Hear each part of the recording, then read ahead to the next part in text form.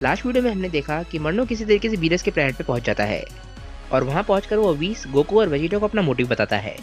वो बताता है कि वो यूनिवर्स 7 में इसलिए आया है ताकि वो जान सके कि यूनिवर्स 7 का मॉर्टल लेवल इतना कम होने के बाद भी ज़ेनो सामा ने अभी तक इस यूनिवर्स को डिस्ट्रॉय क्यों नहीं किया है और इसका आखिर राज क्या है।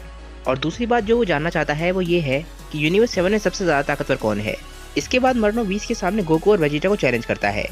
वो बोलता है कि तुम दोनों मच्छरों में से मुझे कौन अपनी असली ताकत दिखाना चाहेगा।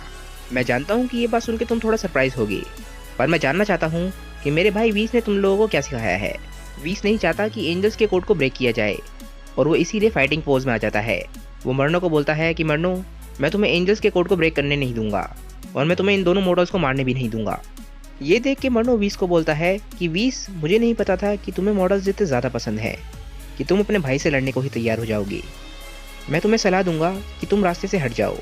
मर्नो व्हीस को बोलता है कि व्हीस, मैं तो तुमसे इतने सालों बाद मिलकर काफ़ी खुश था, पर ऐसा लगता है कि तुम लड़ना चाहते हो। अगर तुम रास्ते में से नहीं हटे तो विश्वास मानो मैं तुम्हें रास्ते से हटा दूंगा। तुम चाहो तो कोशिश कर सकते हो। मैं बस ये जानना चाहता हूँ कि तुम्हारे यूनिवर्स में ऐसा क्या है। मेरा यूनिवर्स डिस्ट्रॉय कर दिया गया था, पर इसका मतलब ये नहीं है कि मैं ये नहीं देख सकता कि दूसरे यूनिवर्स में क्या चल रहा है। इस चीज़ को देख के क्लियर पता चलता है कि मर्नो इस यूनिवर्स में मर्डर्स इंटेंट से आया है और वो किसी को भी मारने से पीछे नहीं हटेगा, चाहे वो उसका खुद का भाई ही क्यों ना हो। मर्नो एक एंजल है तो वो बहुत अच्छे तरीके से जानता है कि मॉर्टल्स और एंजल्स लड़ नहीं सकते हैं, पर वो क्लियरली गोकू और वेजिटा को चैलेंज कर रहा है और उन्हें चोट पहुंचाने के लिए भी तैयार दिख रहा है। मर्नो व्हीस से बोलता है कि व्हीस, ये बस मेरे खेल की शुरुआत है।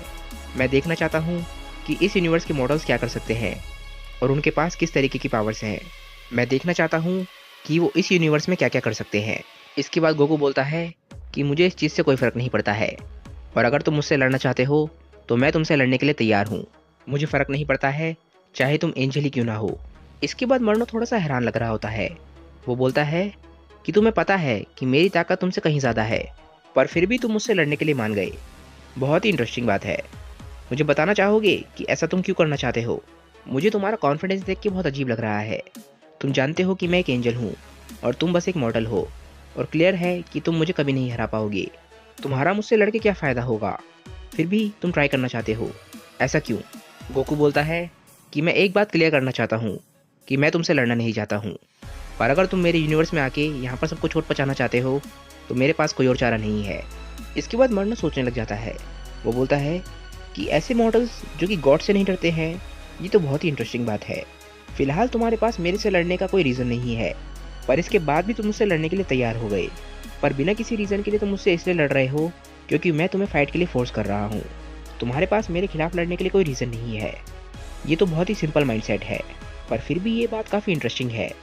पर अगर तुम मॉडल्स को मेरे खिलाफ लड़ने के लिए कोई रीज़न चाहिए तो मैं उसका इंतज़ाम कर सकता हूँ, ताकि तुम लोग मेरे खिलाफ अपनी पूरी जान लगा कर लड़ सको।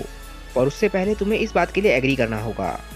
मर्नो समझ गया है कि गोकू उसके खिलाफ लड़ने के लिए बस इसलिए तैयार हुआ है क्योंकि उसे लग रहा है कि मर्नो आगे जाके दिक्कत पैदा कर सकता है, पर फिलहाल गोकू के पास कोई रीज़न नहीं है कि वो मर्नो से लड़े। मर्नो बोलता है कि मैं जानता हूँ कि मैं तुम्हें कुछ ही सेकंड्स में हरा सकता हूँ, पर क्या ऐसा हो सकता है कि तुम ही मुझे हरा दो। इसीलिए मुझे मॉडल्स की स्ट्रेंथ के बारे में और जानना है, चाहे उससे मुझे कुछ फ़र्क ना पड़े, पर फिर भी मैं इस बारे में जानने के लिए बेताब हूँ। इसके बाद मर्नो वेजिटा की तरफ देखता है और बोलता है, तो क्या तुम भी मुझसे लड़ना चाहते हो।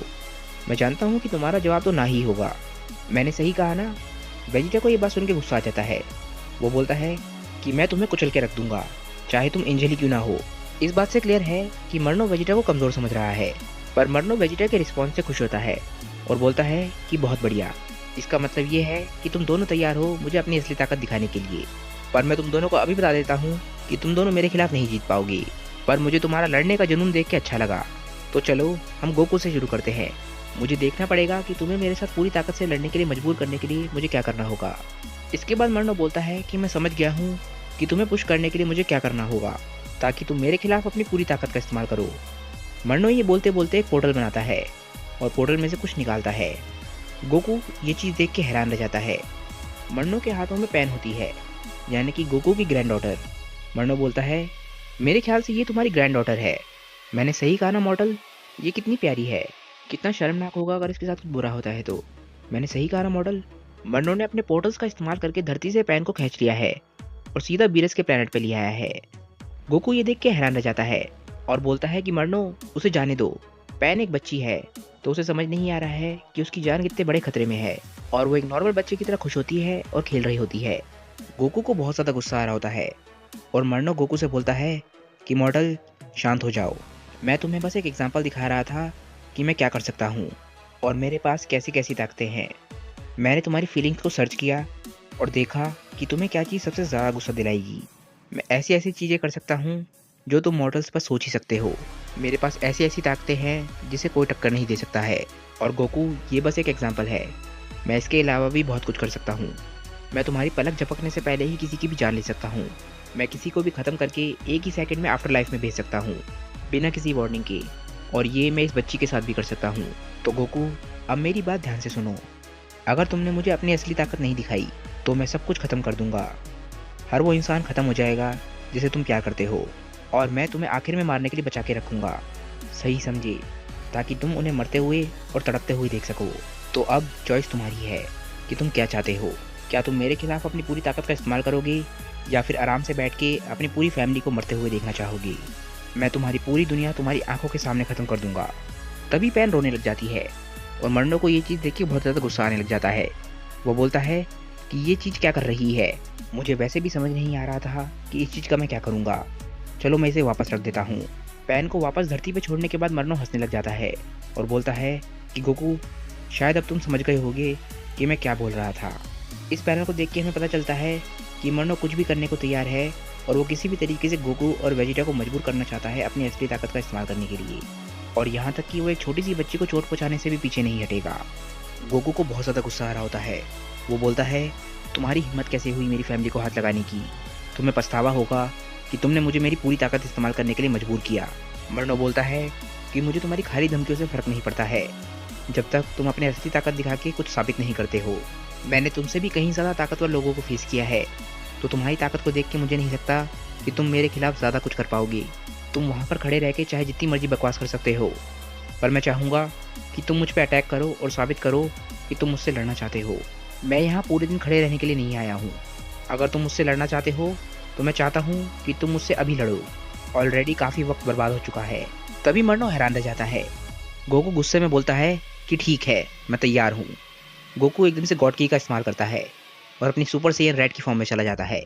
गोकू और वेजिटा अभी तक दोनों अपनी नॉर्मल फॉर्म में थे, तो शायद मर्नो को नहीं पता होगा कि गोकू और वेजिटा दोनों ही गॉड की का इस्तेमाल कर सकते हैं।